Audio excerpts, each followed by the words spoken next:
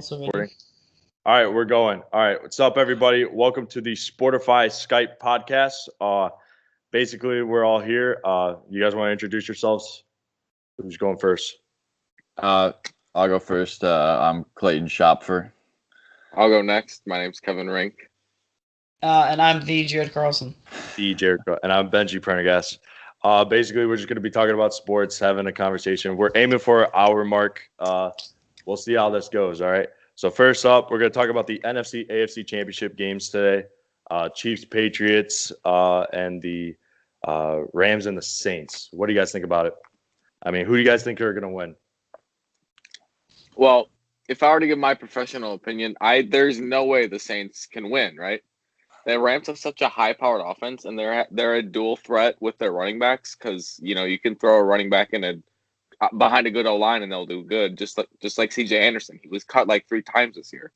Like, not trashing, I'm just saying, like, against the Saints D that isn't really good beyond the D line. Like, I think that the Saints can, or the Rams can shut the Saints down. I mean, I couldn't disagree more. I mean, first of all, home field advantage is a huge advantage in the playoffs. I mean, just look at the teams who won last weekend. All 4 home teams won. Since like 2012, there's only been one number 1 seed that didn't make it to the playoffs. So the Saints have a huge advantage there. And also, you want to talk about like dual running backs. What about Mark Ingram and Alvin Kamara? That's a dual running back threat right there. So I think that the Saints definitely have a huge advantage over the Rams. All right, fine. You got me there. But I mean, here's the thing about the Saints, though. The Saints, they don't really have anyone big on that defense. They got a good defensive line. They got a decent secondary, but their linebackers aren't the best that I think they could be. Obviously, Drew Brees being a veteran quarterback, along with Mark Ingram and Alvin Kamara in that backfield. I mean, Michael Thomas is a threat himself. But again, he's going against Aqib Talib. He's going against a good defense, the Ndamukong Suh, Aaron Donald, MVP nominee, And plus, I feel like Sean McVay, I think with all the experience that he's gone through, I mean, that Monday Night Football game going against the Chiefs, I feel like everything that Sean McVay is going through and all the experience that he's getting, I feel like that this Rams offense could actually prevail against this team. Just simply because the Saints don't really have anyone that big enough to make it such a big impact against the Rams. They might slow down Todd Gurley and C.J. Anderson, but either way, remember, it's Todd Gurley. He's a beast, So, yeah, it'll definitely be a close one, just 2 big offensive powers. And obviously, this is going to carry into the Super Bowl where it seems like the offense is just going to carry everyone in there. Yeah. You also got to believe that, like, they're playing in New Orleans, and that's, like, one of the hardest places to play in, period. And then you also got to turn this into fact. Jared Goff is what? This is like his 2nd year as like the starting quarterback. He has, and like Drew Brees has many years under his belt, and like he's been in this position many times before. So you got to believe that there's gonna be some nerves with Jared Goff, because remember he played a game against I think it was the Bears, and like he threw like 5 interceptions. Yeah, 4 interceptions. Yeah. The Bears. That's a good defense, though. Yeah, that's true, but like Saints are a good defense too. Yeah, the pressure is going to be on this week against Jared Goff, and I believe that the Saints can like use that to their advantage, and like just make Jared Goff like throw not rookie mistakes, but he's kind of just young. He'll make some mistakes. I could definitely see that. All right, now let's shift to the AFC though. I mean, this one's just kind of interesting.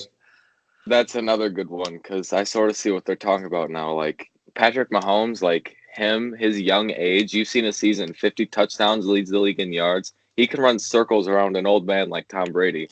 But like Tom Brady is like Tom Brady's Tom Brady. Like that man just doesn't lose in the playoffs. He has the most touchdowns. He has 72 touchdowns in the playoffs. Next is like 45 touchdowns.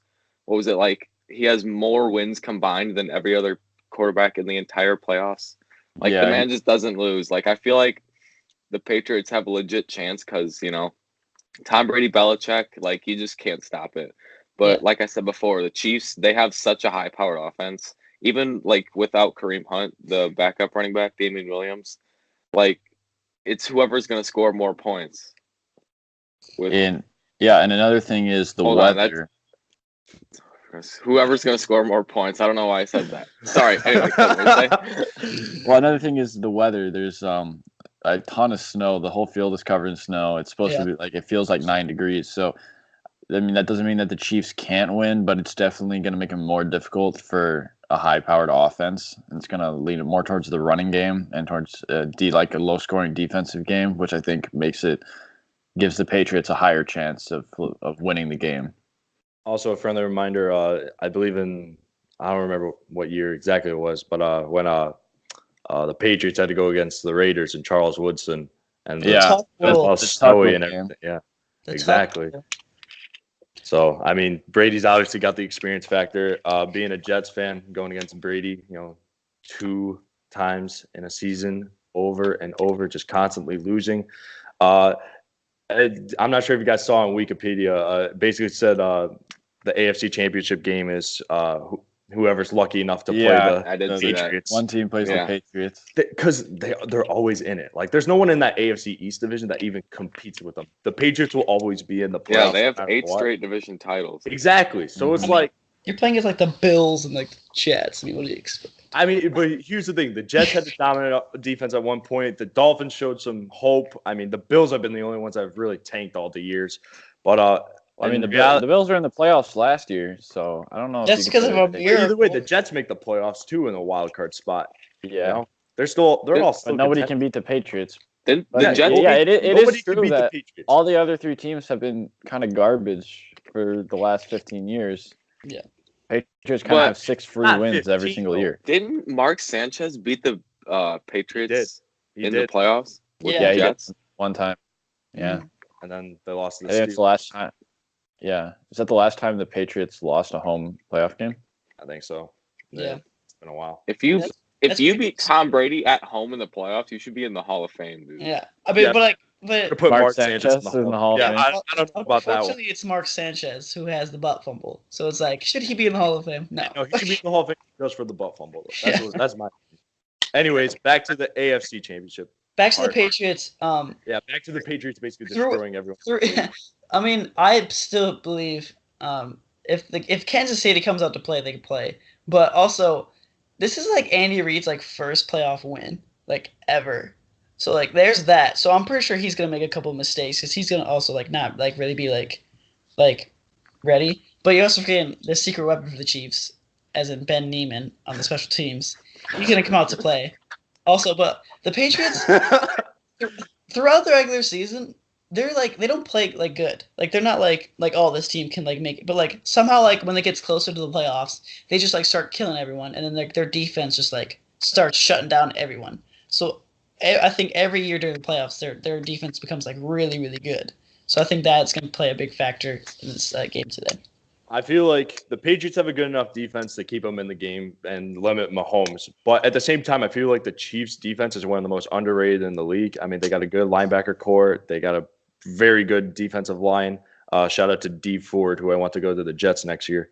But basically, I mean, I'm just plugging the Jets here. I just want the Jets to be in this AFC Championship at one point. That's all I can ask for. But in my opinion, honestly, I don't see the Chiefs slowing down. That's the thing. I feel like the Patriots are going to end up starting off slow. I mean, they basically killed the Chargers. I mean, it was basically a bye week for them. It wasn't much competition, and I saw that even coming in. And now they're going to have to go against the Chiefs. That's even a whole nother step up. But obviously, the experience factor of Bill Belichick and Tom Brady, it's just the luck of the draw. But I feel like the Chiefs can really pull this one off. And also, I need a 1 seed to win. So even though I got Rams going, I got to get the Chiefs going too. That's true. I also see the Chiefs winning. Although the Patriots D is pretty good, both their corners were ranked in like the top 10 corners in the league or something. So they do have some weapons over there on defense, especially in their linebacking core, like in Dante Hightower. But the Chiefs offense, they're electric. Like they can put something together and they can score a 75-yard drive like that. And so if they can keep that up, there's no way Tom Brady can keep up with Patrick Mahomes. Mm-hmm. It's just like all their like threats on offense too. Like you're talking like Tyreek Hill, you're talking Travis Kelce. They have an All-Pro guard. They have a Pro Bowl tackle from a few years ago. Like they've got weapons hidden throughout that offense. Yeah, no kidding. And even like their like backup wide receivers, like like stepped up to play. Like Mhm. what's his name? Is it Conley. Conley had 2 Conley. touchdowns in Conley's that one yes. game. Conley's underrated. I mean, like if he I don't know gets if he's the Conley. backup, but he's not He- like number He's 1 or like 2. not like the well-known receiver. yeah, no, he's like Yeah. that 3rd or 4th string, you know. But I see him. Don't they have Sammy Watkins too? Is he They in do have anything? Sammy Yeah, Watkins. that's- They also have Sammy Kelvin Watkins, Benjamin Kelvin now. Benjamin. They also have Kelvin Benjamin too. Have they done anything? Sammy Watkins hasn't been that bad. Kelvin Benjamin, Sammy- he's been Sammy eating Watkins a is few Big like- Macs every now and I then. think Sammy Remember Watkins when- is out remember isn't when- he? With an injury. He might be. Remember Watkins? when Watkins might Kelvin? not hurt. Remember when what was it? The Bills quarterback. Tyrod Taylor, yeah.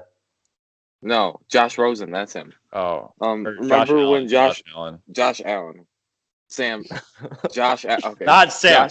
I was thinking of Josh Allen. Remember when Josh Allen asked Kelvin Benjamin to go over routes and Kelvin said no? No, I didn't know that happened. You didn't know that? Oh my No. god. No, that's just Kelvin Benjamin for you. I don't think his mind's right. So Kevin, you're going Chiefs, and then who's your NFC? Rams. Got it. All right, so Kevin's got the Chiefs and the Rams. I'm going to keep track of this. I'm going to post this on the site, and we're going to see how our record is at the end All of the podcast. Clayton, who you got? I got Saints and Patriots. Dang. All right, Jared, how about you? I got Saints and Chiefs.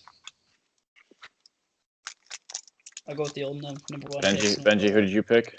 I got You got Chiefs and Rams, I right? got the same. Yep, Chiefs and Rams. I want that Monday Night Football game going. Yeah. That'd be pretty cool. That would be like a 50-point Super Bowl. I Oh my god. Imagine if they both put up 50 again. That would be insane. just straight up cry. I don't even think their defense came out to play like one drive. They're just like, yeah, they're gonna score. So Well, yeah, I mean, Especially towards the end. Who's the run receiver for the Rams? Woods. Brandon Cooks, Robert Woods. the one that got hurt. Cooper Cup. Cooper Cup. Cooper Thank Kupp. you. Yeah, Cooper he's made a Kupp was big beast that difference. game. Yeah, I mean, He was really good. He was a good slot receiver. There was this Instagram post that NFL posted. It was like Jared Goff's longest touchdown passes of the season, and they were almost all to Cooper Cup. I mean, it's definitely a factor. Sean McVay just runs plays where like he always has like a wide open seam route or like he has like a wide open post route, and it's just like, yeah. Wait, that was the thing about the Chiefs-Rams game was the defense couldn't stop them from gaining yards, either defense, but they were making really big turnovers. Yeah. Yes. Their I mean, defense. Rams had 2 or 3 defensive touchdowns. Yeah, and like they're all off of forced fumbles. I think That's another thing that Mahomes does. He makes a lot of amazing plays, but sometimes he turns the ball over because he gets like too fancy. Like he tries to do no-look passes. Right. Or like he tries to throw with his left hand. Yeah. You can't. Or he You can't do like Patriots. Yeah, Or he and scrambles it's the 15 Patriots, yards. Bill Belichick defense with like you know cold weather and there's snow all over the field. I think that lends him to turn the ball over in possibly key situations. It's definitely in Brady's favor, but I feel like the Chiefs can definitely pull out. I mean, they're electric offense, you know. Don't make me down my picks, Clayton. Yeah, so Clayton, you're the only one rooting for the Patriots. In other words, you're the only one that, I'm the only one rooting for the Rams. Don't get me wrong. I want the Chiefs to win, but okay, I respect, but because it's for the record, yeah, I got you. I'm all business. I think the Patriots. I understand. Clayton All uses right. logic with his answers. All right, so shifting gears a little bit, we're going to talk about UFC, the UFC Fight Night 143. Cost $5 for ESPN Plus per month just to watch this thing. Kind of ridiculous. You played him. Which is why, like a normal human being, I live streamed it. Anyways,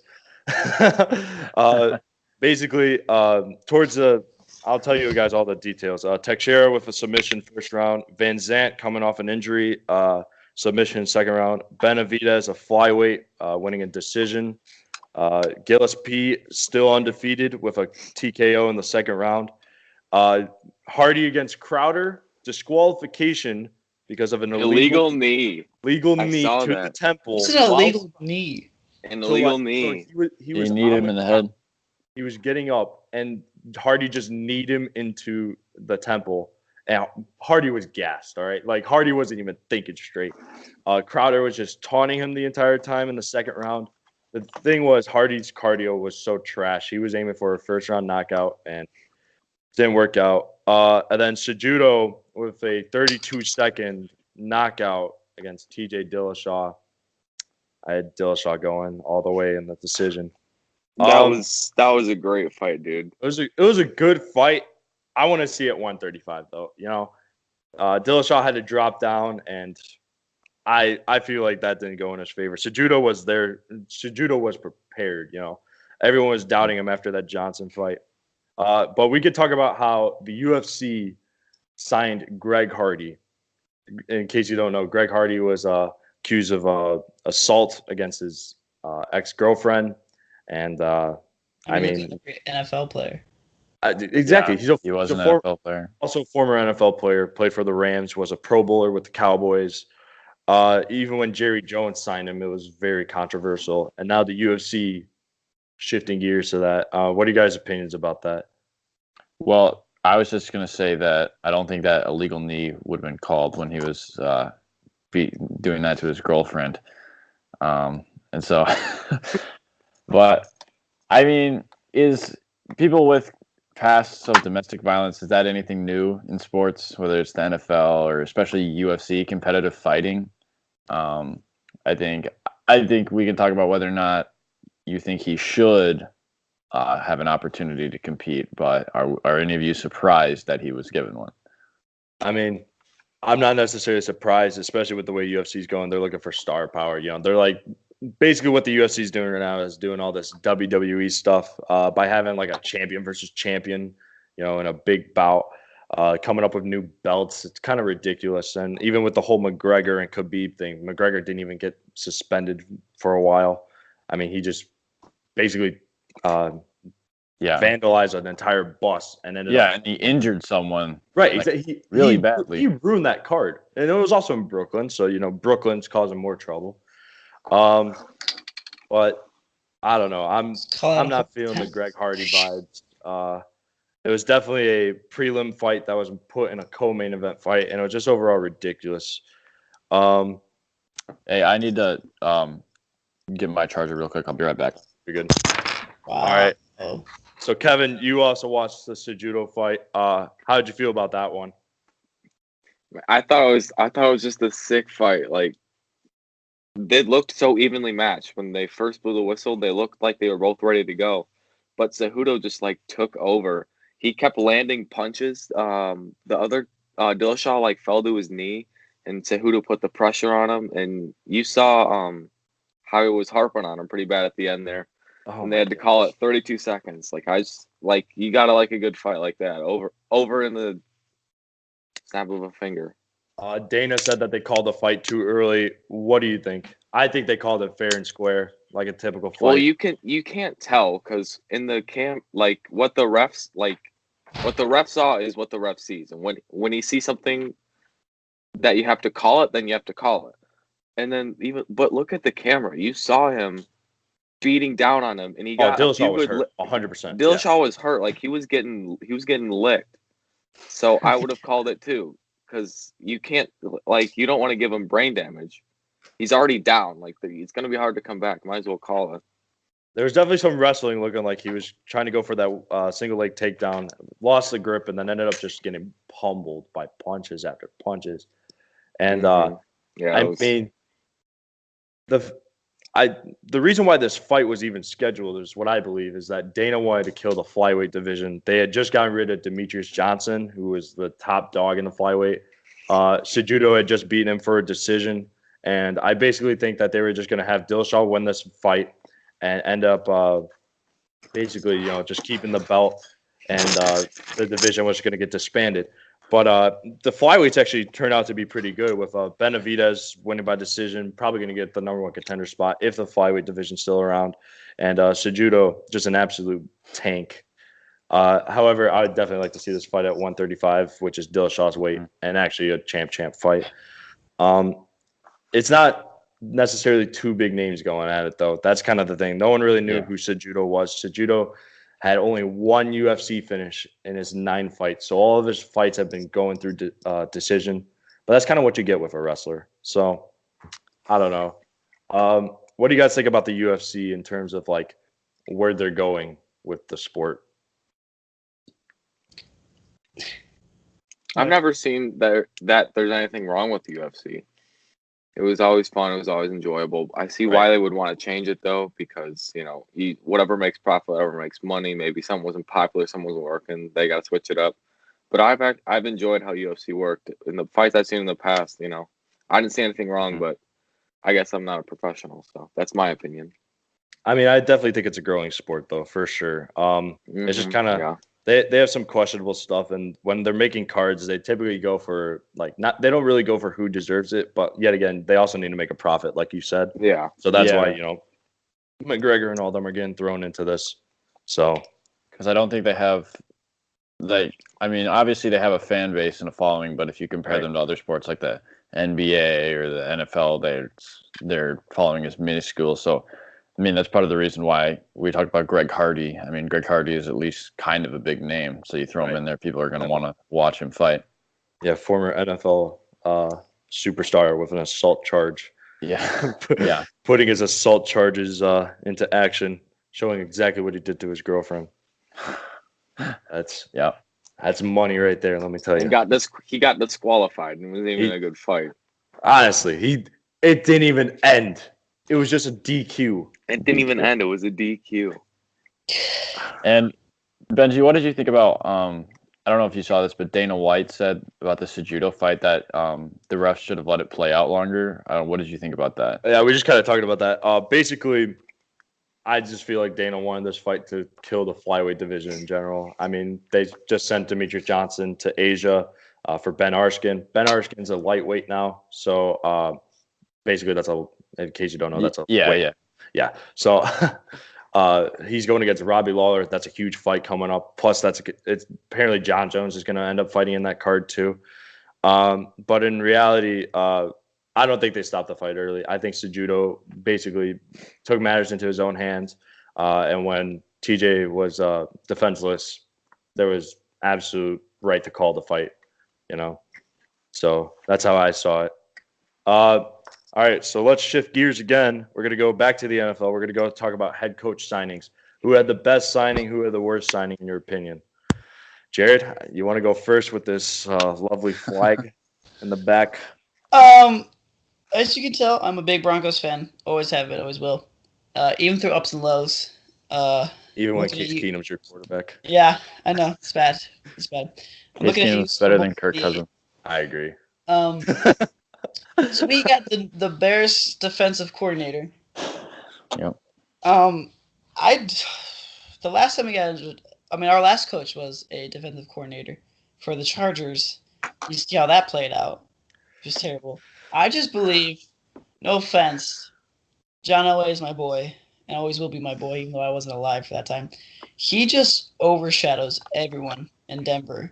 So he always wants to be a part of he's always going to micromanage everything. He's always wants to be a part of everything. One time, I think last year actually, there was a rumor going on that he actually was calling plays up in the box. Really? Yeah. That wouldn't surprise me. Yeah.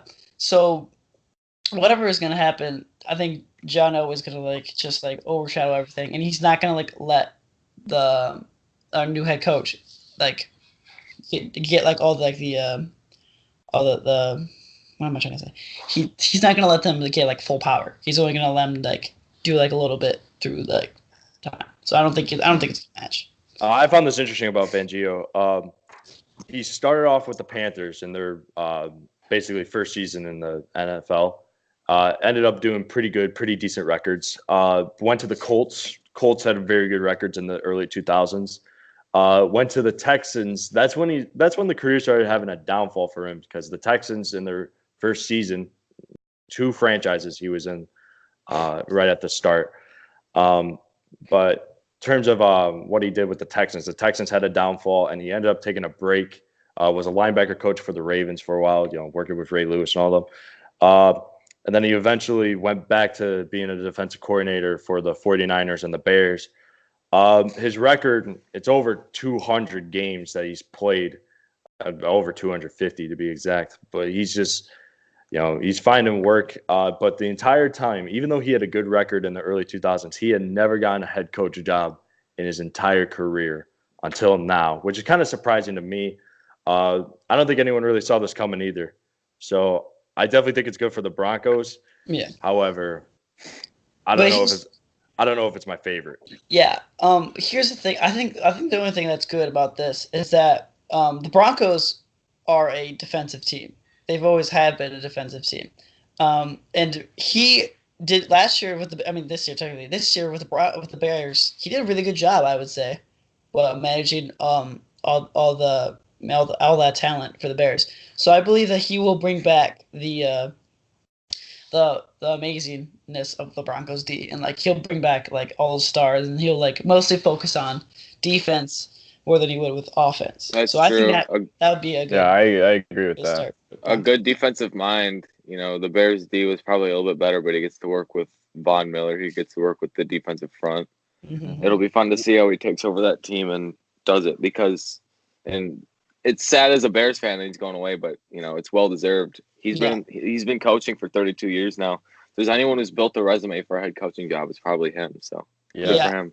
I mean, Von Miller, Khalil Mack and Von Miller are two different styles. But I feel like they have some pretty good similarities. I would say, no offense to you guys Bears, but I think our secondary is like a little bit better compared to.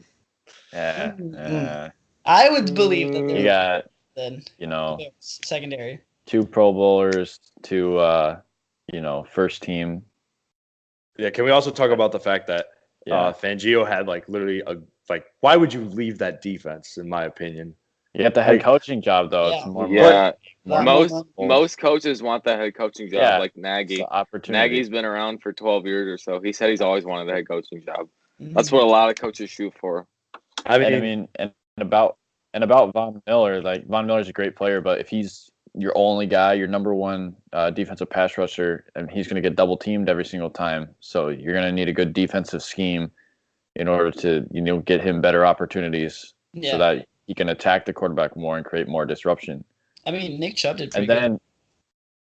And then I'm not saying that, but I think a defensive-minded head coach, it's just going to help everything. I mean, do you guys still believe defense wins championships? It sounds like with how you were picking the games earlier, it seems like you think offense wins championships, but when you have Case Keenum as a quarterback, you got to go to defense. Game man. Case Keenum. On the bright side though, they got Philip Lindsay. They're one good O-line away from basically making that run game insane. They're in that area where they weren't good enough to make the playoffs this year, but they could definitely be in the playoffs next year. I think them and the Browns and the Steelers are the teams in that area where they could definitely make a big jump next year. Mm-hmm. The worst thing for them is that they have the Chiefs and the Chargers both in their division. Yes. That's going to be tough. Especially the Chiefs are going to be there for a long time with Mahomes. They won't have the 1-2 punch in Brown and Juju if Brown decides to leave. So Juju would have to step up. Okay. Yeah, for the Steelers. Wait, that's just. We're talking about the Broncos, Kevin. No, you said this. You said that the Steelers would be a playoff team, and I said, well, they could be a playoff team. Oh yeah, but we don't know now. All right. Okay, I got you. I was branching off. Okay. All right. Yeah. No, you're definitely right. Yeah. Yeah, that confused me too. Well, Kevin. Okay, so since you said about Juju, do you think if Antonio Brown leaves, can Juju be the number one receiver? Because some people say the reason he gets so many targets is because Antonio Brown is being he has the best defenders on him, and then they leave Juju. Yeah, I think Juju can. He put up some good numbers this season, and he's been on record. He says, "I want to retire a Steeler," and if he wants to do that, he's probably going to have to. He has some big shoes to fill if Brown leaves because he's going to become number one. He's going to be looked at, but on the bright side, he's going to share some of that fame with James Conner. Maybe make a Super Bowl run in the future. That's see. True. I mean, but he's only 22 or 23, so he's still got a big ceiling. And if the Steelers can draft or sign a quarterback after Ben Roethlisberger is gone, then I think Juju can have a storied career. That's my only concern with the Steelers is that Big Ben's getting to the end of his rope. Exactly. So I don't know. Once that new quarterback's coming in, that's the thing. That's why I was talking about Juju because if the Steelers are the Browns and they just can't get a quarterback together, then it's going to be like Megatron leaving early. Like, it just won't even be worth it unless Juju feels he wants to stick around. Speaking of the Browns, I thought that their head coaching sign was actually pretty weird. I mean, they hired Freddie Kitchens. Mm-hmm. And he's a QB coach. They said he was instrumental to the development of Baker Mayfield, which I mean is fine. But Greg Williams, ever since he took over as the interim head coach, what did they go 5-3? They were really good. They had a 7-8-1 record overall. Yeah, Kitchens was an offensive coordinator. They were 5-3 with Greg Williams as the interim head coach, and what were they 36-1 before with Hugh Jackson? And so I felt like, why wouldn't it was working pretty well? Why would you change it? And now I think Greg Williams would. Did he get a job with the Jets as the defensive coordinator? Did he get the job with the Jets? Yes. When Adam Gase. I don't know. Stay in my life. I don't know how I feel about Greg Williams coaching after he's the one who ran the whole Bounty Gate scandal in New Orleans. Well, but if I were the Browns, I would have given him the head coaching job because it was clearly working, and they need to do whatever they can do to win games. And I think they have a chance to be a playoff team next year. I definitely think with this move, they were looking for an offensive-minded coach. You got a young quarterback. Why would you put a defensive coach to basically run the offense or run the team? It just doesn't really. I mean, in terms of Freddie Kitchen, I mean, I feel like his offense was pretty good, and he's got a lot of weapons now with Landry and even Chubb in the backfield. And Njoku. And Njoku too. Njoku, yeah, exactly. I mean, he's definitely got weapons. It's not like he's throwing Baker Mayfield into this developmental phase of his career. I mean, they want to compete. It's obvious that they want to compete. Mm-hmm. I feel like Kitchens is a decent sign for them, but in terms of what they're doing defensively, I feel like Williams was a big loss, but a huge game for the Jets. And hopefully the Jets will have a good defense. And if the Bounty Gate happens in New York, I mean, I'm totally fine with Jamal Adams throwing some hands against Gronk every now and then. Oh, God. Sam Darnold didn't look too bad for the Jets this year. He did not. What do you think about the Adam Gase signing, Benji? Did you see his eyes at the press conference? What the heck was that? Yeah. Was he was he having a seizure or something? When you that's the realization that he's going to the gym. That's not usually a face I see people make. I mean, I don't know what dude's doing. I can't talk for that. But I like it in terms of Sam Darnold. But Adam Gase is a great offensive coordinator, and it's a key word: great offensive coordinator, not a great head coach.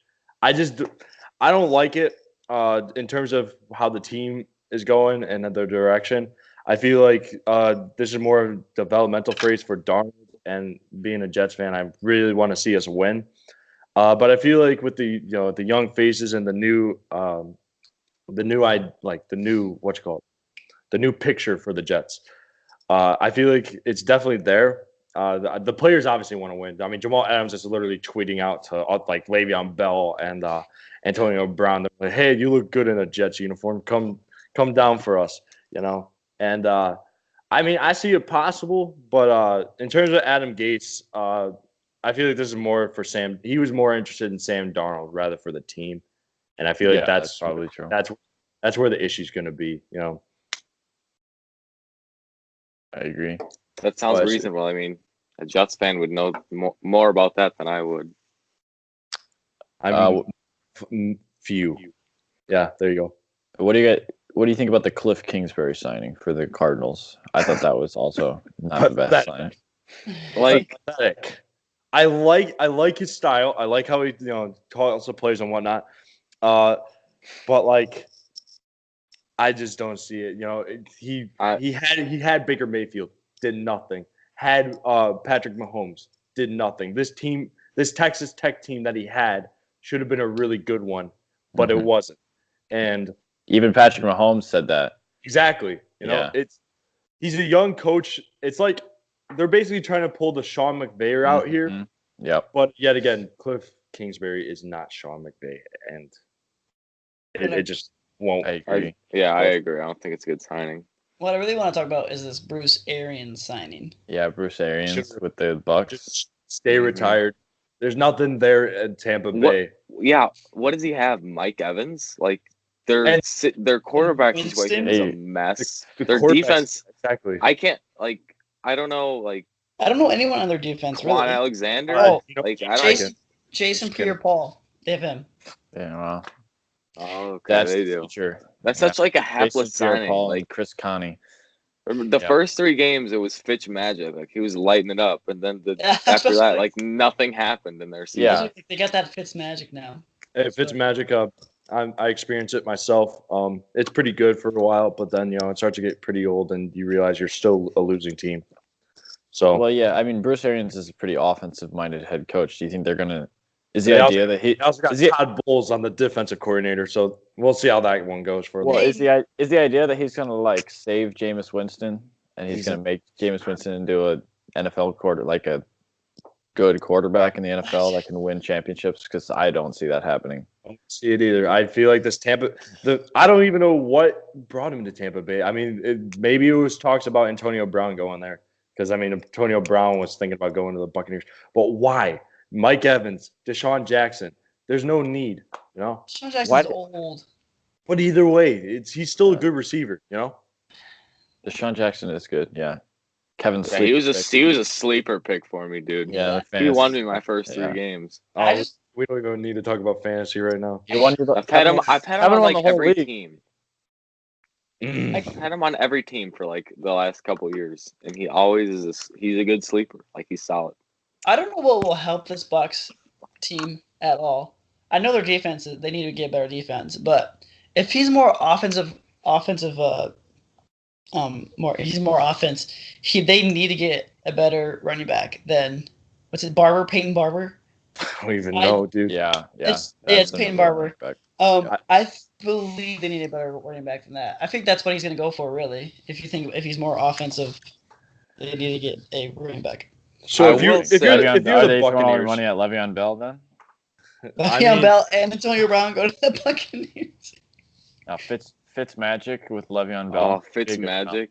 Fitz magic would be like oozing right now. I mean, even when he had Decker, is he a free agent this year? Because he usually, I don't think he signs long contracts. When is he going to retire? Well, Josh McCown's even older than him. Really? Patrick to the Jets then. So, yeah, when the Did you know Jets that Ryan Fitzpatrick went to Harvard?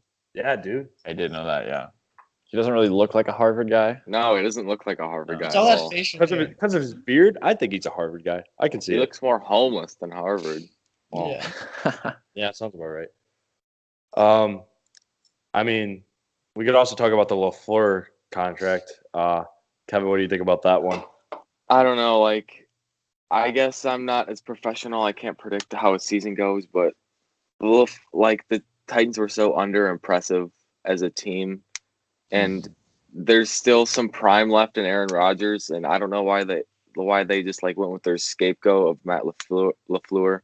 I think maybe they could have tried a little bit harder. Maybe if they went for Bruce Arians or something, he could turn it around in a season or two, get some winning seasons for the Packers. And then the OC, who's their OC that they signed? I'm not familiar with that.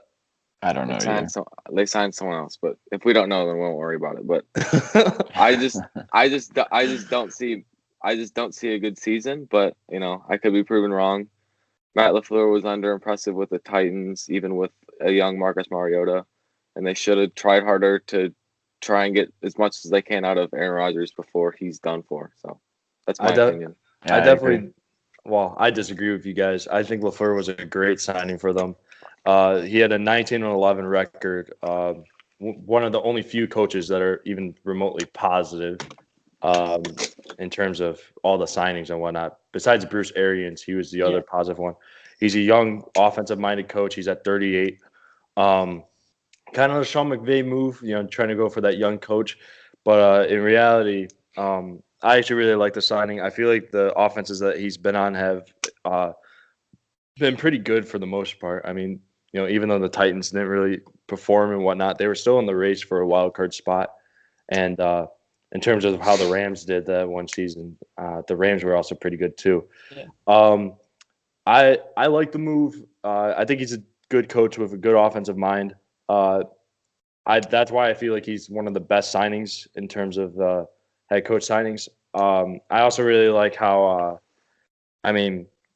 in terms of effectiveness and how he's, basically progressing offense. If he's given weapons, he's able to excel with them. Ty Gurley had a great season in the years that he had him. Mariota, I mean, obviously with a mediocre offense, you're not going to get much out of it. But either way, that team was a potential team. And I think really what happened for the Titans was that the defense ended up costing them a bunch. No defensive stars. They lost Avery Williamson and a bunch of other guys too during that offseason. So I definitely feel like he's able to contribute to this Packers team, especially with Adams at being a receiver. I just feel like the Packers are one weapon away from making Aaron Rodgers a deep threat in terms of the league, Well, yeah, you talk about the defense costing Matt LaFleur in Tennessee and the Titans offense. Like, the defense was the problem. That's the problem in Green Bay, too. I mean, Aaron Rodgers isn't the problem. Aaron Rodgers still had a really stellar season this year, but they couldn't win any games because the defense wasn't getting anything done. And Mason Crosby had a really bad season, too. The special teams wasn't good. So I don't know if hiring an offensive head coach as like a quarterback whisperer is really what they need. They have Aaron Rodgers, who's either the best or one of the top 2 quarterbacks in the league. Their offensive coordinator, by the way, is Nathaniel Hackett. He was the offensive coordinator for the Jaguars. The Jaguars, yes. But either way, that's Fleur's going to be was a bad team. Fleur's going to be the one calling it. Don't worry about it. He was also before the Jaguars. He was on the Bucs and the Titans. Oh boy. Well, the offensive coordinator. Forget about this is why LaFleur's in there. Defensively, yeah, it'll be interesting to see. They got a lot of old guys. I feel like they got a lot of veterans that were not really in their prime or anything like that. It's kind of like they're just running around. Besides Clayton Dix, I don't know about that defense. Definitely Packers defense. Yeah, he's on. Clayton Dix is a Redskin now. Oh my God. Yeah, he is. Well, that's true. I mean, that's kind of the route. So yeah, they're losing their pieces, man. Did you say Clayton Dix was on the Packers still? I did. He was on the Redskins. He was on the Packers on the Skins now. Well, okay, yeah, there you go. They just lost their best safety. I didn't even know they lost their best safety. That's how much Clayton Dix has made a difference. He's been to the road too. He's been with the Packers. We don't need to talk about the Skins yet. I mean, had a good run, and then Alex Smith's lovely leg injury. Yeah. Oh, brutal. Against the same team, the same day. The same yard line, same day. Was it the same final score? I think so. As who? I think it was the same final score. Against that one Redskins quarterback. Mm-hmm. Oh, that's disgusting. I kind of would like to talk about how the Jaguars went from almost to the Super Bowl, and now they're like what? Fifth? They were lost a lot of defensive weapons. I honestly have no idea. Like they lost their top 2 receivers, but also biggest factor is that Leonard Fournette was hurt for half the season. Oh, that's also true. Yeah, but they started the season off strong. Yeah, they did. They did good at the beginning. They killed the Patriots by 20 points. Mm-hmm. And then that's what I was going to say. They won their Super Bowl. Came they just started losing. Yeah, Blake Bortles came back. Yes, the real one. They need to get rid of Blake Bortles. They need a quarterback. They're going to. In the draft, they're going to get. They're going to. I don't think they're going to draft anyone. I think they're going to throw all their money at Nick Foles. Really?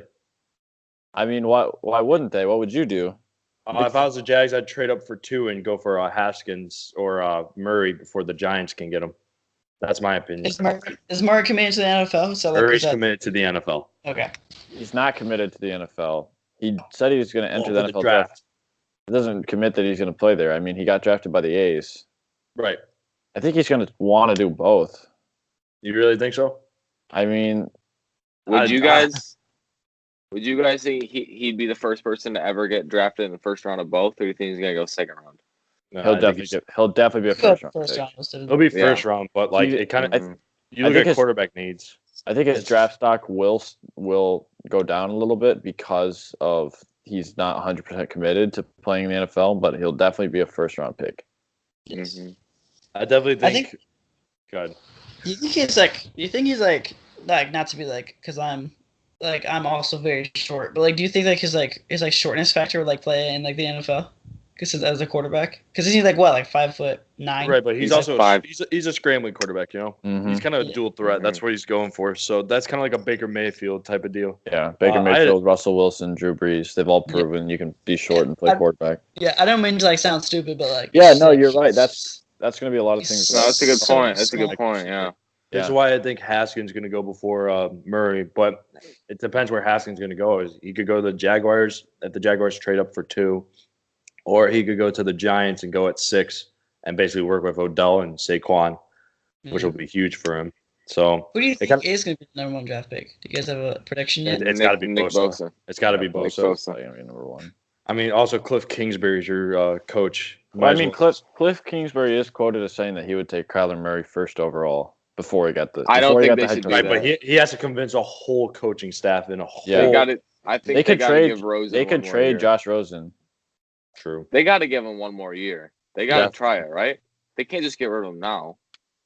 There's also. I you know, mean, threat- maybe. I mean, we'll touch I on mean, this a like, little I bit guess later. But Tate it Martell could be and that Jalen bad, Hurts but- coming in. You know, they could give him one more season. If he's not good, go for Tate Martell or another decent That's true. quarterback. Tate Martell yeah. might be a good fit. You never know. So let's just wrap this up. Best and worst signings. Who do you guys think for head coaching wise?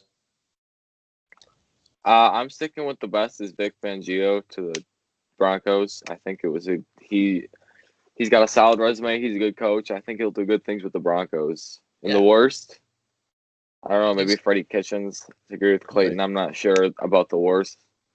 They all could be bad in their own way, but nothing that I can that I know about that would probably go bad. So, Clayton, what do you think? I agree. The best is Vic Fangio, and I would say the worst is Cliff Kingsbury. I don't think he did anything to deserve the job. mm-hmm. I'm gonna go with Matt LaFleur being the best simply because he's a young coach rather than Fangio, who's going to be pretty old going into the season. In terms of for the future, I think LaFleur puts a good bright future in the offense. And then in terms of worse, it's got to be Kingsbury. I mean, he's just a bag of nothing that just got put into something, all because he had Patrick Mahomes and Baker Mayfield at one point and did absolutely nothing with them. And it kind of sucks for the Cardinals because I feel like there's a lot of hope for that team. Fitzgerald going off on a good note, you never know. So, Jared, what do you think? I'm gonna say LaFleur too, because I feel like he's going to a team that has talent. You got Aaron Rodgers is like what, but not but like probably one of the best quarterbacks in the NFL right now. You also have Devontae. You have Devontae Adams. You have who's their running back who's really good? Who like came back? I can't remember his name. Isn't it like Jamal Adams maybe? It was Adams, yeah, Adams. But like the thing is, he's got to focus on the defense really. And then I'm gonna say the worst is Bruce Arians, because one, what's the need to come out of retirement and go to the Bucs, and two, why go to the Bucs? Why would you come out of retirement to go to the Bucs? Like I see you come out of retirement to go to like a team that has like a chance, Like the Packers, like if he signed with the Packers. Yeah.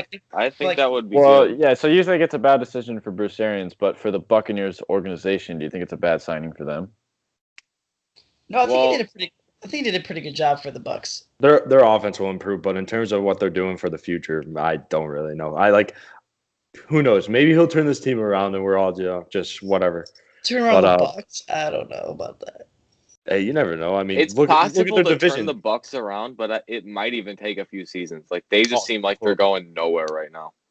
Yeah, exactly. Like they signed Fitzpatrick and like he charged them a little bit, but he was just their backup, and we saw how the rest of the season went.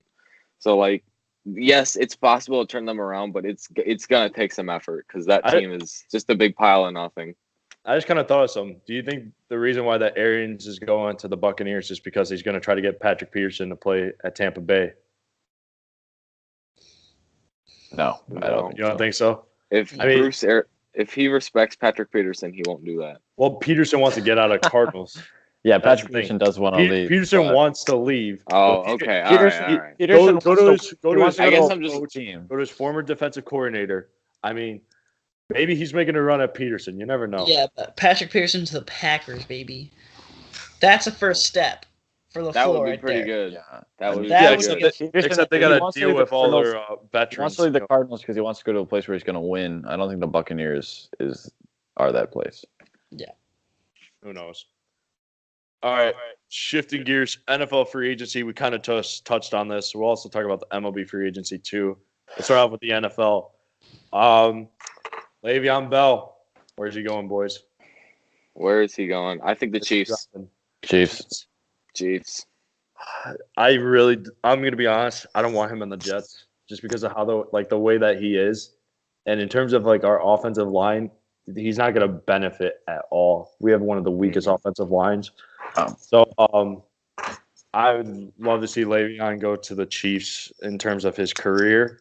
However, literally, if he's literally just going for the money, he might as well just sign, to some random team. Maybe the Cardinals even. Who knows? So Yeah, a team that's going to offer him a lot of money. maybe even 49ers too, because 49ers don't really have that decent of a running back, in my opinion. So Jimmy Yeah, that's G true. and Le'Veon Bell. PG, Le'Veon Bell, George Kittle. I mean, it's a good squad.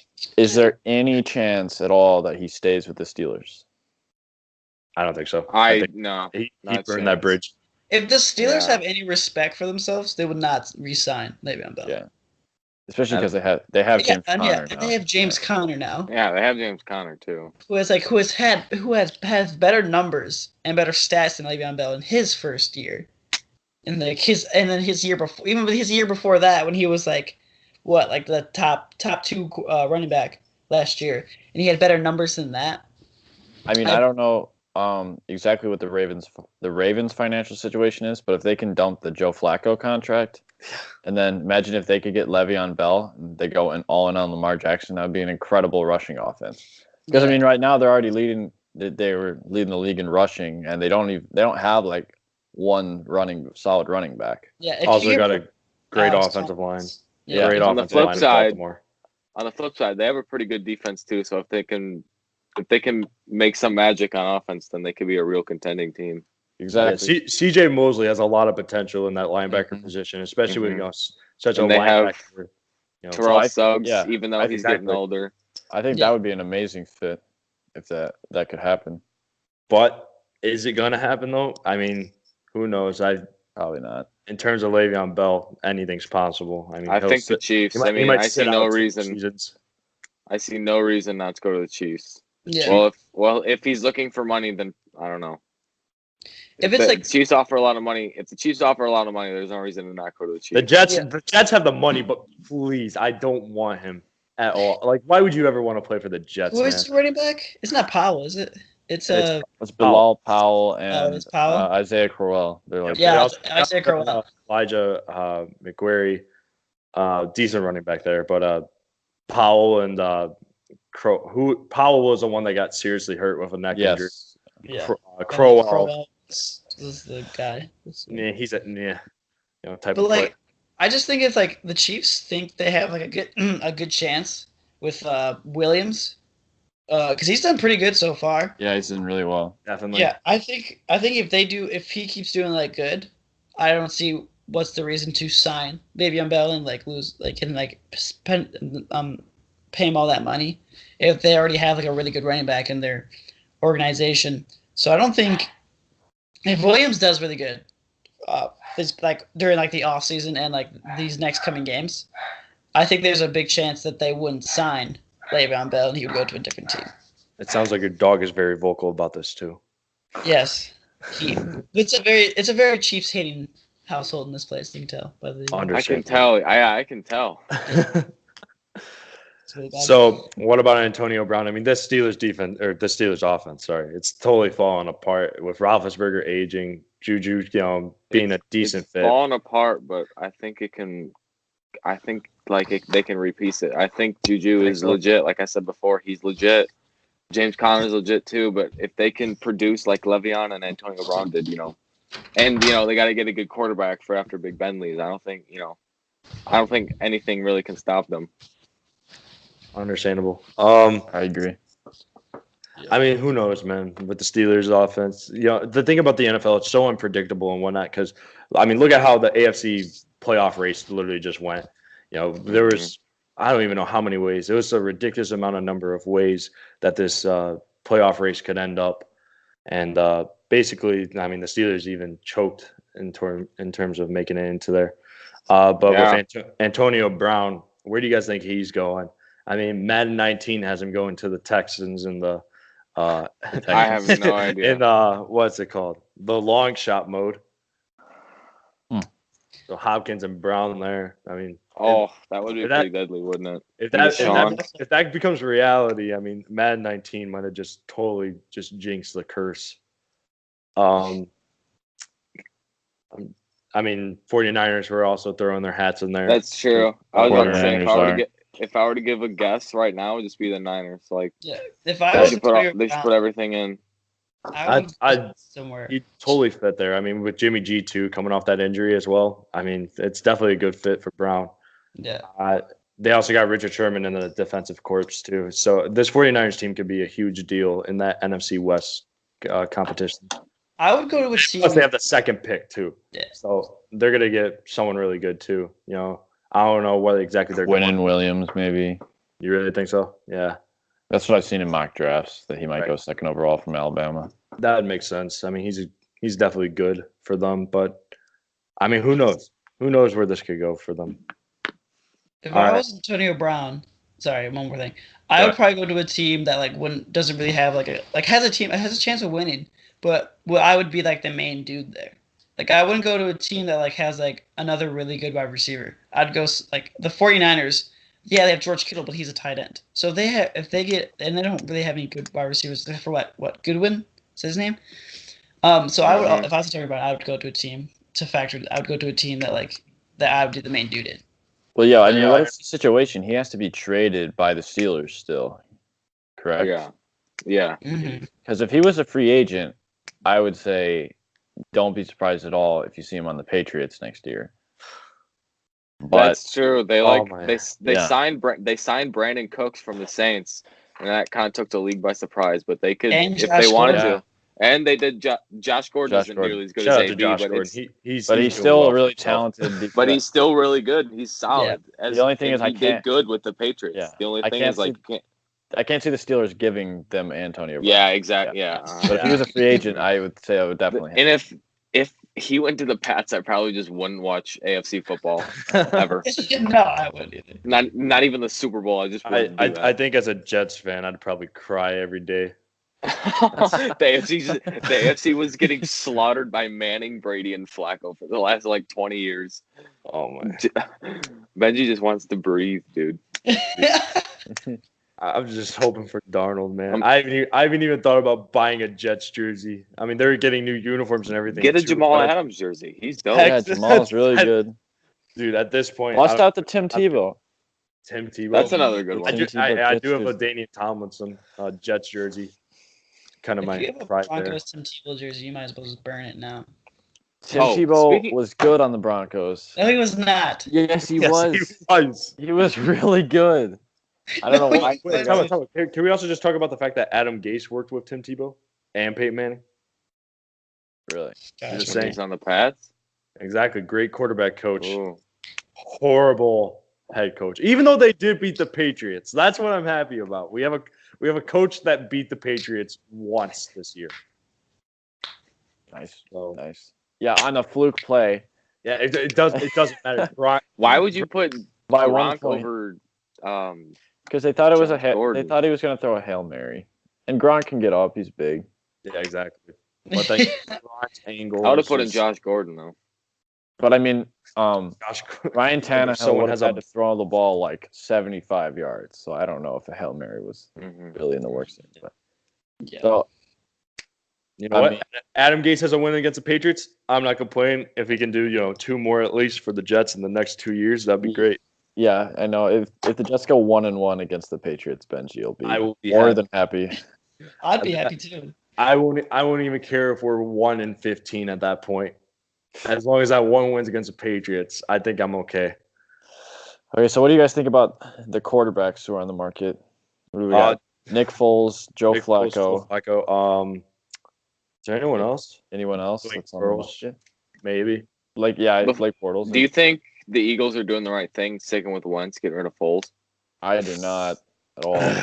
Yeah, I agree with Clayton on that. I just don't see it. Like Carson Wentz had that MVP season, and maybe that's what they're banking on. But he didn't really show anything that impressive this year.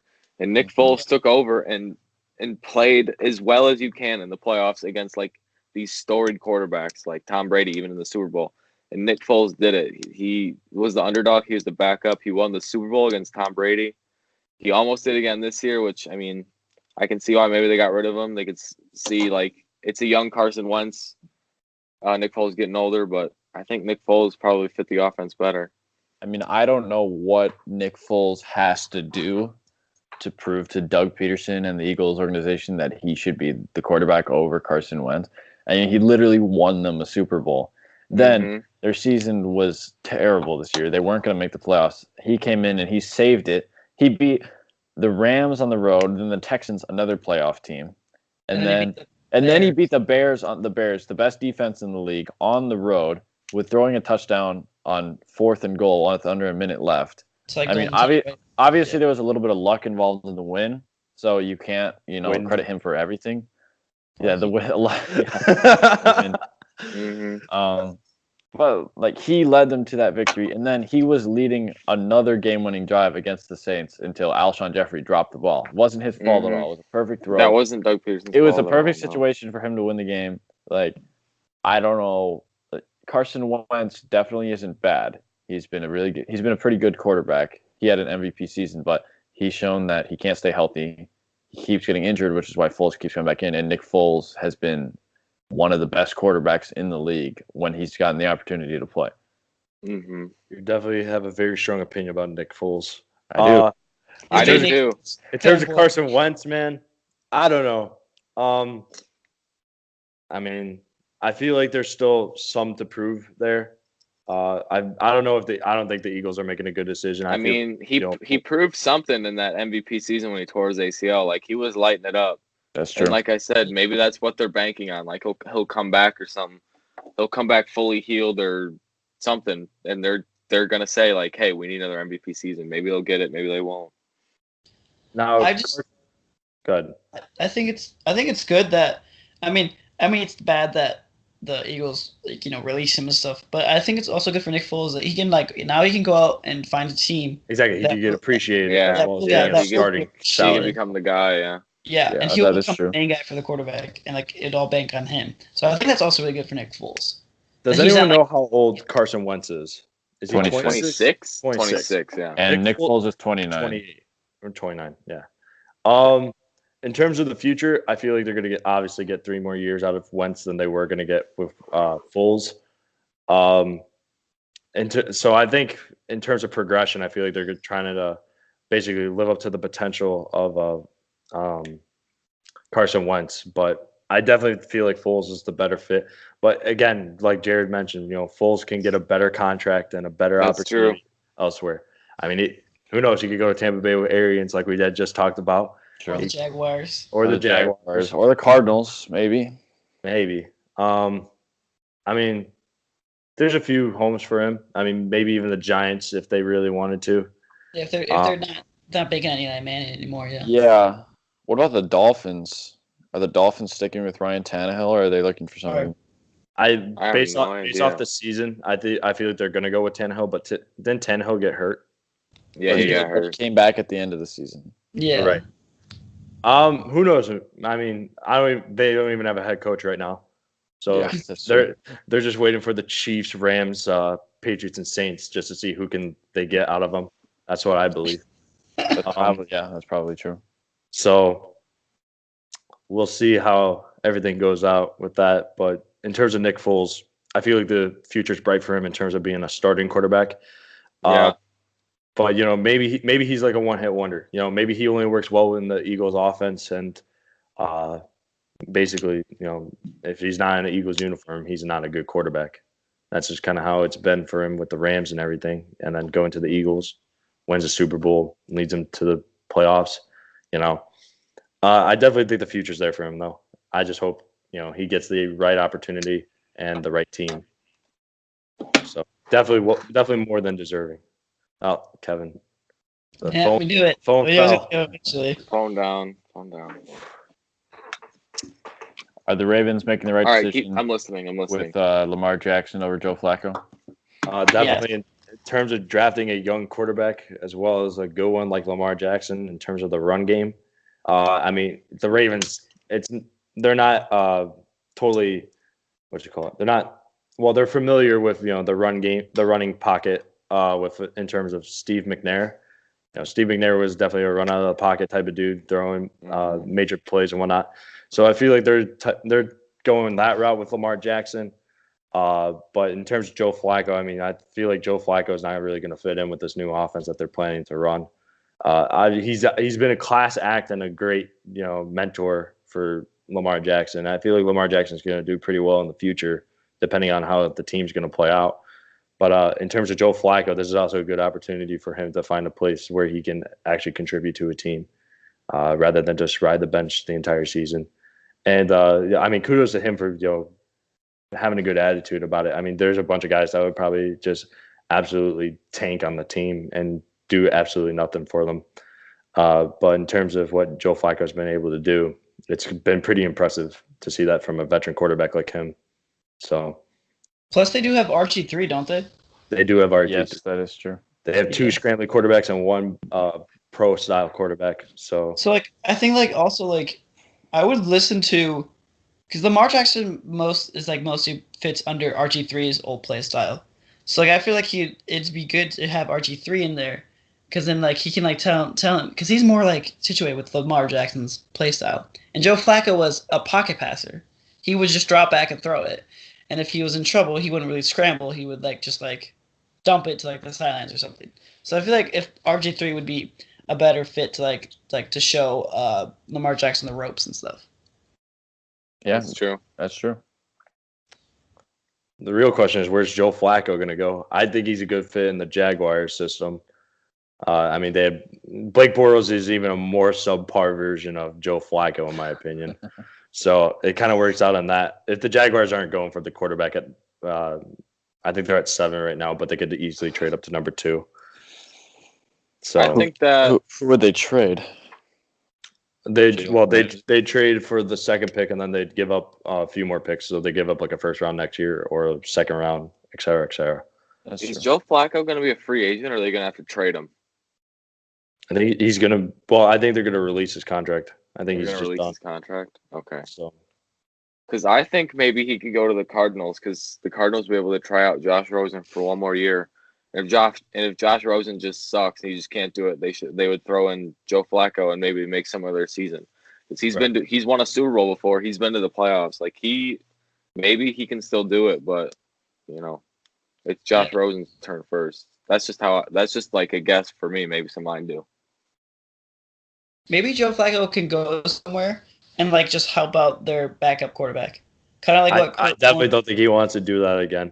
I know, but still, if that's the only thing he's a veteran, yeah. But I don't think he's taken that role quite yet, because he hasn't really been a journeyman. He's used to the spotlight, like he was the Ravens quarterback with John Harbaugh. I don't think he can shift into the journeyman, go from team to team, be the veteran presence on the team. I think he wants to be the quarterback again.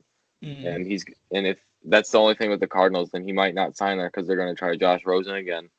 But like I said, if Josh Rosen sucks, they're going to need a quarterback. And they can go Sam Bradford, but do we trust Sam Bradford? No. I mean, he could go to the Redskins. I don't know if Alex Smith is ever going to play again. Oh, that's true. So the Redskins are in need of a quarterback too. Mm-hmm. Definitely.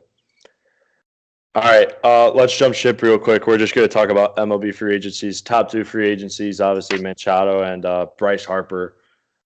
Where are they going? I think Bryce Harper is going to go to the Phillies, and I think Machado is going to go to the White Sox. Which I hate, definitely. I think so. But you hate that? I don't know if I think he's going to come here because I want him to come here, or I actually think he's going to come here. Because apparently there's this mystery team that has been chasing him heavily, and this team won't come out, and they've been pursuing him even after the White Sox offered a pretty hefty contract. So I don't know if I think he's going to come here because I want him to, or I actually do think he's going to come here. You know what I mean? So yeah, there's still a battle for him. It's the Sox and this team. So is there any chance they both go to the same place? Because I know they're both getting offers from the White I don't Sox. know. It's possible. That'd be nuts. I just thought that Bryce Harper had showed more interest in NL teams. Like it was the thing with the Cubs for a while. He was offered by the Nats. He's been talking to the Phils for a while. The Mets had something like a headline or a rumor or whatever. He seemed to lean more towards NL teams. And there was that one thing I saw where it was like Bryce Harper and the White Sox font in the United Center or whatever. But other than that, I just don't see him. I just don't see him fooling around in the AL at all. I think he wants to stay in National League. But I did hear rumor that he was like the Reds were also trying to get him too. But I don't know if he wants to would want to go to the Reds. There's nothing there in Cincinnati. I mean, if he's going for a championship team, it's got to be the Cubs, I guess. But I mean, Well, the Cubs. I wouldn't go to the Cubs don't Phillies. need him. They don't have the money for him. Right, exactly. So, I mean, who knows? Do you really think he'll take a cut for the Cubs? No. You don't think No so? way. I don't think Me so. neither. He's the type of person that wants to be the superstar. Yeah, Bryce Harper Definitely. loves the spotlight, I definitely. think the team that has the money and that wants him the most is the Nationals. I could see him after all this just re-signing with the Nationals. That would be so heartless. Is there any way That'd that be very Machado? anticlimactic. Is there any way that Machado goes to the Nationals? Do you think that's possible? I don't know. I don't know. I mean, I said earlier, anyway, they go to the same place, but I don't see how any team can have the money to sign both of them. Yeah, they both want ludicrous contracts. Like Bryce ones that would Harper- add up to contracts like we've heard offers of like 2.75 mil, 3 mil. If you add those together, that's like bigger than any contract in history. Probably not, but you know what I'm getting at. It's just way too much money that teams want to spend. So they're gonna go for one. Maybe gamble, see if one's gonna be better than the other, or just go for the one that they know. I mean, it was predicted that Bryce Harper, just free agency, would get like a $400 million deal. So I don't know what he's gonna. And then although there's some speculation around that $275 million deal for Machado from the White Sox, there's a little bit of drama around it. It might be fake. It might have just been like unconfirmed sources, but. That's that plus that 400 mil, that's 675 mil. Like who's gonna do that for two players? And we saw Bryce Harper the first half of this last season that it was uncharacteristic of him. He doesn't do it much, but if he does that like more frequently, or this begins that part of his career where he starts to dive down a little bit, and they've already spent a combined 675 mil on two players, then you can't really come back from that. Yeah. Plus, you got to factor in that these two are really big characters. They have a lot of. So if they go to the same team, it's possible that they could bash heads, and they could fight over who wants to be. That's true. Bryce Harper did get into that fight with Jonathan Papelbon that one year. Yeah. Yeah. Plus, Manny Machado's always wants to be the guy there. I mean, there's even stories that him and Yasiel Puig would always get into altercations and stuff. So you have to think that if they go to the same team, then there might be some clashes over Harper and Machado. Now we also gotta think about the Dodgers getting rid of Puig. I was supposed to say that. Yeah. Totally getting rid of them, revamping their team. I saw some yesterday that said the Dodgers are shopping Jock Peterson, and the White Sox are heavily interested, and that they traded a key bullpen piece in Alex Wood. They traded Matt Kemp and Yasiel Puig. The only two players in the World Series that showed up offensively with the bat, Yasiel Puig and Matt Kemp. And they're trading away their talents. And then they're going to get rid of Jock Peterson, who's younger, and maybe we'll have his breakout season soon, or we don't know, but they're giving up on that chance if they trade him. Now I don't know why you make that trade if you aren't going all in on Bryce Harper. Exactly. But when I hear the rumors, people talking about where he's going to go, the Dodgers don't even seem to be in the mix. They never. Which is weird. Why would you get rid of Matt Kemp and Yasiel Puig, both outfielders, and not go for Bryce Harper? Yeah. It's just kind of ridiculous. I don't get it. Yeah. And also, I kind of take back that comment that I said about the Reds not having anybody thinking about that Kemp Puig trade. Yeah. I take that back. Disrespect the Reds. I have to disrespect the Reds. They're making money moves, Benji. Don't even try it. Big money moves. And Money moves. that's good. That's not a bad outfield. Homer Bailey, though. Hey. Why?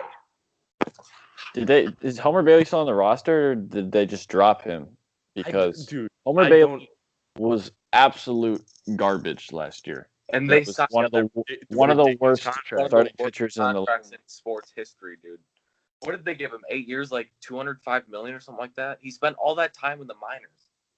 It definitely wasn't that much, but it was way too much for him.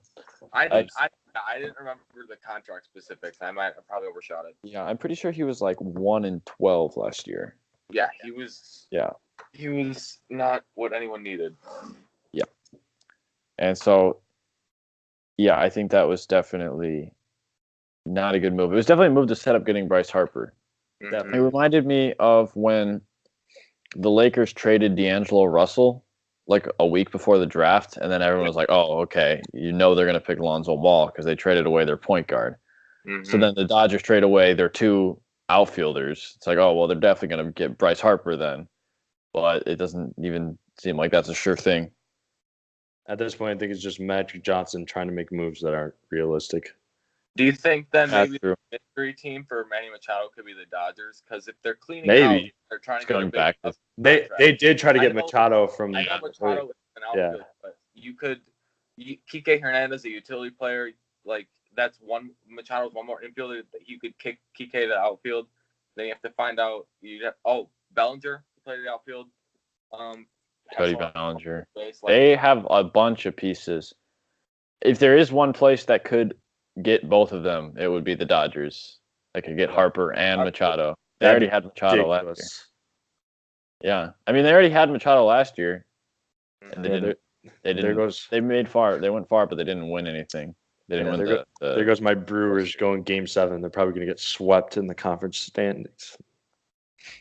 Oh, I don't know. The Brewers are really good though, so like I don't know. I- if they're gonna get You know, swept. they made some money moves. Yeah, I mean, they did last year. know, I mean, what a move for them. I mean, plus they also got to keep Braun in the mix too. Like even though Braun's a roid head, Braun still produces a little bit, I think, right? Yeah, exactly. Braun is good. I mean, what was Solid it? player. He was a third. He was in the third in the batting lineup, but then they moved. I don't know where they moved him. I think they moved him fourth for the first time in like forever. And it's probably when Christian Yelich turned it on, so they get him more at bats. right, but then Braun just got pissed off or something and just absolutely killed it. Like literally, his first at bat was a home run in that fourth spot in the batting lineup, and he just had a ridiculous game. It's true. I mean, who knows? Maybe this Brewers team can turn it around and bring a championship to Milwaukee. Yeah, They have to make a few more additions or their farm system. Harper, Manny Machado. they need to improve their starting pitching. I was about to say Starting their pitching pitching is what is kind killed of them. it's kind of Did they got off. lose any of their bullpen pieces? They didn't lose Knievel. They didn't lose Josh Hader. No, they need is more starting pitching They need starting pitchers. because they were going to their bullpen in like the third inning of those NLCS games. And then maybe. I mean, one LCS game, they started Wade Miley, and he pitched to one batter, and then they subbed him out. Yeah, Because don't even remind me. His Craig Counsell was trying to outsmart the Dodgers, but I think he got a little too fancy. Definitely. And the Brewers are going to have to compete with the Cubs, obviously, again. And now the Cardinals. And now the Reds. And the Cardinals are going to. God, dude, I can't win.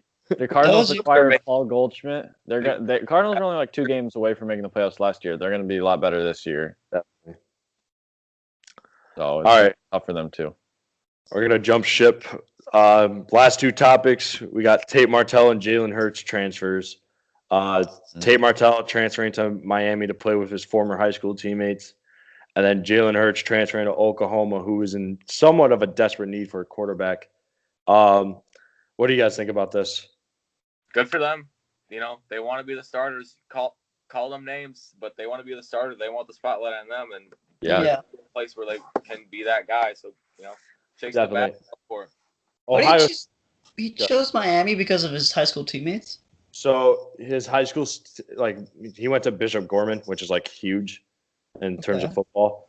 And like 2 of his former receivers and tight end are like basically there, and they're absolutely killing it down there. The thing about Miami, the reason why they weren't so good in the ACC is because they had a lot of quarterback troubles, and now they have a missing piece within Tate Martell. I mean, Tate Martell was a former 5-star quarterback, #1 ranked in his class. And I feel like it was pretty poor for Ohio State to basically give up on this kid while Urban Meyer was out. I feel like Meyer's opinion about Martell was that he wasn't good enough to beat Hoskins, and he wasn't good enough to live up to the hype of what's his face? Justin Fields. No. Because didn't Justin Fields also transferred from Georgia to Justin Ohio Fields State? is now there too. So basically, the new coach and the new offensive coordinators and all that stuff, they totally give up on this kid. And I feel like Tate Martell's going to make him pay, especially in that Miami team. Because the Miami team's good. They just didn't have a quarterback. And it definitely showed against the Badgers game when they were in the Pinstripe Bowl. And then in terms of Jalen Hurts going to Oklahoma has already produced 2 back-to-back Heisman-winning quarterbacks. Yeah. Jalen Hurts, they definitely needed a quarterback. While they got Spencer Ratliff coming in as a freshman, I don't really think they want to starting off a true freshman. Spencer going in. Then maybe they might even redshirt him just for a few more seasons. But now Oklahoma's got an experienced quarterback who can pretty much excel in the Big 12, especially as a scrambling quarterback. So, and Oklahoma's still got a good team. That's the thing. Oklahoma has a good team. And both Kyler Murray and Baker Mayfield were also transfers. So exactly. It's not like they had it's not like they've been like learning the system for 4 years before starting. They definitely know who to get in terms of transfers and whatnot. I mean, Baker absolutely killed it in his junior and senior year. Kyler Murray winning the Heisman as well in his senior year. Who knows? Maybe Jalen Hurts might win a Heisman. I don't think that's the case because Tua has put on a pretty good showing for the Crimson Tide, especially with the new lineups that are all coming in. I mean, who knows? Who knows what's going to be for Jalen Hurts? But I definitely think this Oklahoma team is definitely one to watch out for in terms of playoffs, and hopefully they'll eventually beat Clemson. I just hope. I don't want to see Clemson and Bama, just like the Patriots. I don't want to see it anymore, guys. Mm-hmm. I think Clemson's starting to catch a little bit of fire. We better watch out. I mean, Trevor Lawrence is an absolute unit down there. And he has luscious I don't even know what locks. to call him. He's so True. good. He's a true freshman. Right. The thing about Trevor Lawrence, though, in that Elite 11 competition, Trevor Lawrence didn't even win the competition. Justin Fields won the competition. And that basically is just to say that Justin Fields is a better ranked quarterback than Trevor Lawrence was in terms of their senior year. However, Jake Fromm still started over Justin Fields, and now Justin Fields is now playing at Ohio State. Yep. Basically replacing Haskins. I mean, Ohio State is definitely a team to watch out for. Yeah, I mean, do you think that are you okay with all these QBs and all these players just transferring all the time, or do you think they should have to stay at the school? Like, is there some sort of moral judgment for them leaving the school that they committed to? I mean, I feel like for Justin Fields, it was pretty immature of him. I mean, he obviously saw a better opportunity in Ohio State in terms of what Georgia was going to have coming in for them. But I feel like Justin Fields was seeing all the success that Trevor Lawrence was having in Clemson, being a true freshman quarterback, and ended up just basically pulling the move that he wants to be the starting quarterback. He wants to be the guy. And I mean, I think it was too immature because I don't feel like Jake Fromm's going to have another good year. I feel like Justin Fields was going to take the snaps coming into this year. And then with the other transfers, I mean, with the former Clemson quarterback going to Mizzou, that was understandable because, he's true start. I feel like if you're a freshman or sophomore in college football, I feel like you shouldn't necessarily transfer. In terms of Tate Martell's now a junior. Tate Martell going into Miami as a junior, that's a good fit for him, as well as Jalen Hurts, spending his last season with a good team. I like that. But in terms of a freshman and sophomore transferring like Justin Fields, it's just not good for the players' development as well. So going back to Clayton's question, I think it really hurts their draft stock going into the NFL because it's like they can't really handle diversity. I mean, they're not playing, but in the NFL, if you're not doing good, you're not gonna play. So and then if they can't handle that, then what team is gonna want them if they're gonna have to deal with them complaining and wanting to go away if they're not taking snaps. So I think it really damages their draft and NFL stock to coaches. I mean that's a pretty far jump for going from college to NFL. Yeah. You Well- never know about Jalen I Hurts. like what he's NFL saying. quarterback. Right. Right. It definitely puts a character to them, and right now Justin Fields is kind of being a baby in this case. So the only one the only transfer I have a problem with, or I don't really have a problem with, is Kelly Bryant, the former Clemson quarterback. I think is the only one who was acting immaturely, because as soon as he lost the starting job, he just quit the team. Right. It would have been one thing if he played the season out as the Right, backup. definitely. And then at the end of the year, he's like, listen, I want to be a place from a starter, so I'm going to transfer to Mizzou. Like that. There's nothing, I would completely support that. But he quit the team as soon as he lost the starting job. And then the very next game, Trevor Lawrence got injured, and they needed him to come in, but he was out, so they had the third stringer come in. Like, that just shows how you don't just quit on your team as soon as you don't get what you want. Right. And so I think that might hurt his draft stock. But for Jalen Hurts, I mean, he's done everything right. Right. He's not at fault in any of this case, Yeah. This is just Nick Saban trying to figure out who's the better quarterback. And he obviously believes that Tua is a better fit in the scheme, even though Jalen Hurts did win him the SEC championship in that final drive. But it is also true that they wouldn't have won the championship last year if he didn't bring Tua in. I don't think so. Definitely. And it's vice versa. Yeah. Either way. It's kind of weird how you see that with Alabama, and then also with the Buccaneers with the Fitzmagic and Jameis Winston. It was like whenever one quarterback's not doing well, they just bring in the other one, and then all of a sudden they just start lighting it up. Exactly. Like it's something about like the switch that like it's kind of like that momentum, It fires up the offense. Yeah, somehow. exactly. It's really weird.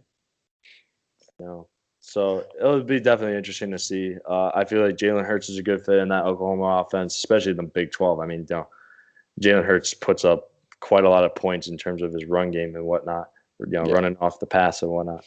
Yeah. So, and then Tate Martell. Player.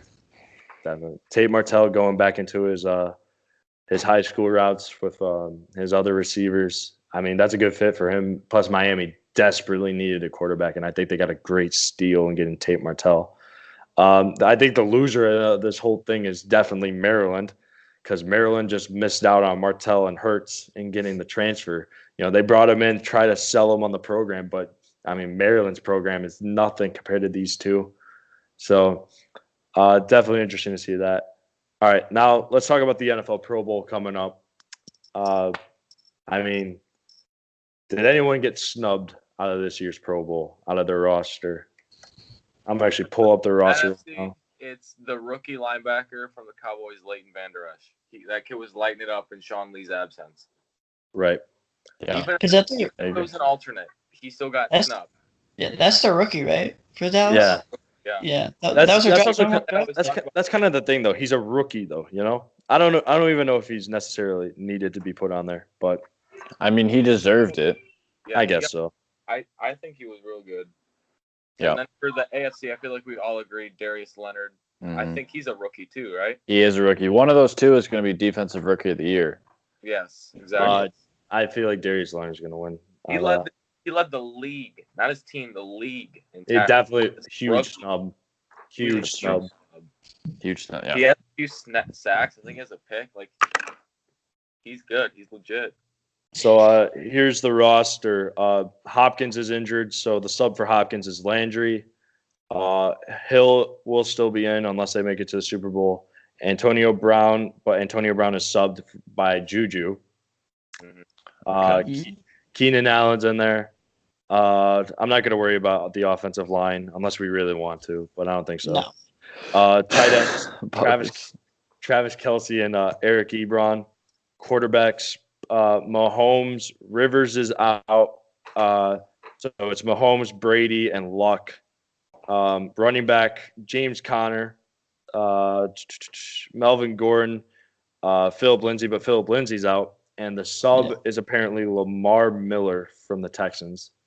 What? Don't ask. Fullback, Anthony Sherman from the Chiefs. For their defense, they got J.J. Watt, Myles Garrett, and Melvin Ingram. Their interior lineman is Geno Atkins. Casey from the Titans is actually being subbed out by Kyle Williams. Cameron Hayward. Also, Atkins is getting subbed out by Brandon Williams. So both the Ravens. Let's see. I take that back. Kyle Williams is from the Bills. Brandon Williams is from the Ravens. Outside linebacker, Von Miller, Jadeveon Clowney, and D Ford. However, Clowney is going to get subbed out by T.J. Watt. So basically, Derek Watt's an instant snub out of the Pro Bowl. That's my opinion. All the Watt brothers. Well, here's the thing, though. If the Chiefs make it to the Super Bowl, they got to put in Derek Watt. They got to have all three Watt brothers. Yeah, that's true. They just have to.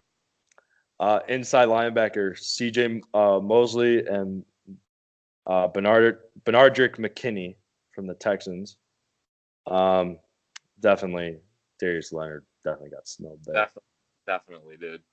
Cornerbacks, Xavier Howard from the Dolphins, Jalen Ramsey from the Jags, Stephon Gilmore from the Patriots, and Denzel Ward from the Browns. That's good. Free safety, Derwin James from the Chargers and Eric Weddle from the Ravens.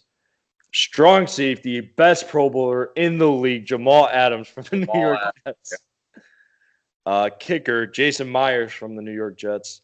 I'm not going to worry about the snapper. Why didn't Justin Tucker make the kicker? Jason Myers had a great year. Did he? Yeah, he did. Great year. Though he was probably their top scorer on offense. Plus, he didn't make the Pro Bowl because Justin Tucker missed that field goal. I really had no idea. No, Jason Myers was phenomenal for this team. The whole special teams for the Jets were phenomenal because the Pro Bowl returner is Andre Roberts from the Jets. Oh yeah. Did you guys know that Cody Parkey was actually in the Pro Bowl 2 years ago? Yes, he was, and he played for the Eagles. Yep. What? More you know. So AFC snubs right now. I got Derek Watt and Darius Leonard because why wouldn't you want to see all three Watt brothers in the Pro Bowl? Is Derek Watt a fullback? Yes, he is. Yeah, exactly. So if the Chiefs win tonight, then they need a fullback to sub for. Dude, I think Anthony Sherman should just sit out. Like, I kid you not. Why would he do that? Because it's all about entertainment in this business, Clayton. In terms of the Pro Bowl. Even play in the Pro Bowl? Huh? Would Sherman even play in the Pro Bowl? Yes, he would. You don't really see that a lot. You don't really run the ball up the middle, so yeah, it's not gonna be a lot of lead blocking, but he would definitely play. All right, so NFC Pro Bowl, we got Julio Jones, Michael Thomas, Adam Thielen, Devontae Adams, and Mike Evans is actually a substitution for Julio Jones. Okay. Tight end Zach Ertz, who is subbed by Austin Hooper, and George Kittle. Quarterback, you got Drew Brees, Jared Goff, and Aaron Rodgers. Yeah, of course. Running back, you got Todd Gurley, Saquon Barkley, and Ezekiel Elliott. That's a good running back core. That's a good core, yeah. That would be. All right. If you know who the fullback from the 49ers last name is, please yell it. It's Kyle Juszczyk or something. Juszczyk. Yeah, absolute tank. This is going back to that Le'Veon Bell conversation. If Le'Veon Bell goes to the 49ers, he has the best fullback in the league besides Anthony Sherman. Bar. Exactly. So it's like it's meant to be. Yeah, exactly. For the defense, the defensive end is Cameron Jordan from the New Orleans Saints, DeMarcus Lawrence from the Cowboys, and Danielle Hunter from the Minnesota Vikings. Can we also talk about this dude's name is Danielle? Danielle. I mean, I wouldn't make fun of him for his name Danielle if he's in the NFL. So that's insane. Would you rather be named Danielle or HaHa Clinton Dix? HaHa Clinton Dix. You kidding me? Thank you. All right. Interior lineman, Aaron Donald, Fletcher Cox, and Akeem Hicks. In other words, the AFC run game is just going to be trash. Outside linebacker, you got Khalil Mack, who is substituted by Oliver Vernon from the Giants. Why doesn't Mack want to do it? He probably doesn't want to get hurt or something. No idea, to be honest. Yeah. Ryan Kerrigan from the Redskins. Anthony Barr from the Minnesota Vikings. Inside linebackers are Luke Kuechly, Bobby Wagner, And Kevin, you're kind of screwed. Leighton Vander Esch, substitution for Luke Kuechly. Oh shoot! Nice. Oh shoot! So he's I in. know that. Oh, Kevin. I didn't know He's- that. New He's such a snub, snub. Amari Cooper. Yeah, Mark, definitely. That's true. Cornerback, you got Kyle Fuller, Patrick Peterson, Darius Slay, and Byron Jones. Free safety, you got Eddie Jackson and Harrison Smith. Strong safety, Landon Collins, and but he's going to be out apparently because Malcolm Jenkins is going to be the substitution. Malcolm Jenkins. Kicker is Aldrich Rosas from the Giants. Return specialist Tarek Cohen, and special team is Corey Littleton. That doesn't really matter. Tarek? Tarek. Yeah, Tarek Cohen. Tariq? What? Why do you say Tarek? It's Tariq. Whatever. I say. I don't care. I'm not a Bears fan. Tarek Cohen. Tarek Cohen, baby. No, Tarek. Sorry, I'm still upset about the Derek Watt not being in the Pro Bowl. I think the NFC's got it. I definitely think the NFC got it. However, they got so many snubs. I mean, Amari Cooper. I That don't does know. upset me. Mark didn't make it. Is the Pro Bowl rigged? What do you guys No. think? No. So you think No. everyone, like, It's- even though there could be like Darius Leonard, the top of the AFC, it's still fine that he's not in it. I don't think it's. I think they have a bias towards players who have been in the league longer. I definitely can see that. Yeah. But the thing is, let me check the linebacker core for the AFC just to see if there's any way he can get Because in. like in every Pro Bowl, at the end, like everyone's really Nope. trying because everyone wants to get that bonus. So like at the end of every Pro Bowl, you see like everyone like actually trying. So I In don't the think it's fourth actually quarter. rigged. I could see that. All right. Who doesn't want a bonus? Yeah, I kind of want a bonus. Shut up. All right, so we said we aimed for the hour mark. Clayton, you said that we were not going to get an hour 30. We're at an hour 37, Oh, bitch. Nice. which is kind of shocking. But we also added a lot more stuff. We didn't even touch the NHL All-Star game. That wasn't really too much of big in our category. Mm-hmm. I mean, really, the only thing we could talk about is Patrick Kane's in there for the 8th time, and Jonathan Taves kind of got snubbed, as well as Malkin and Marner. But besides that, I mean, You know what's funny? Mhm. I know nothing of hockey, but I'm going to a Blackhawks game on Tuesday. So yeah, you're ditching me. So this is time to plug it. Mr. Spartan, if you're watching this right now, Oh join the my- Mr. Spartan. oh my god. He's doing it. I'm doing it. Those two? Not doing it? No. No. Clayton. That's not Clayton Clayton. or- No, sorry. Kevin's not doing it. That's all right. This is why Jared and I are the coolest ones in the podcast. No offense. So there's that going on. We also have shout out to Ver2 Technology, which is Jacob Molman's project. Oh my they're- god. They're put in the sponsors page. I don't know where exactly. It'll probably be right there. So you guys can go check out the sponsor page. And thank you for tuning into Sportify. You can find me at Jared _ Carlson 22 at Instagram.com. At Kevin.Ring, come follow me. You already know.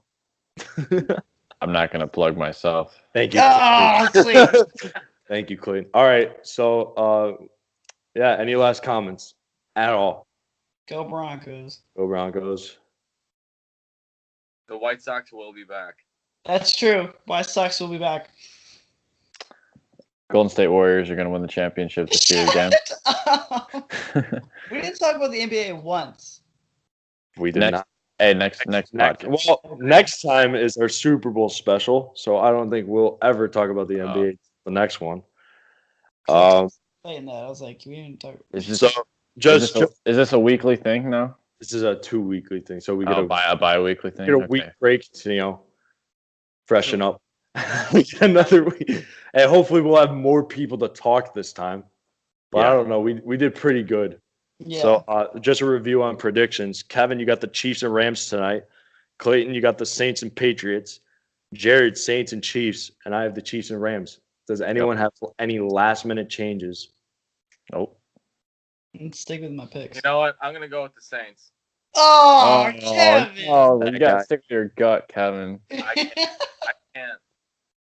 Well, all right, that's all right. That works in favor for me because I am the only one rooting for the Rams tonight. So, Rams win, I'll be pissed. well, if the Rams win, I'm gonna be totally fine. But if the Patriots win, I'm gonna be pissed because Clayton's the only one with the Patriots. Yep. So, all right, well, all right, that ends it. Peace. All right.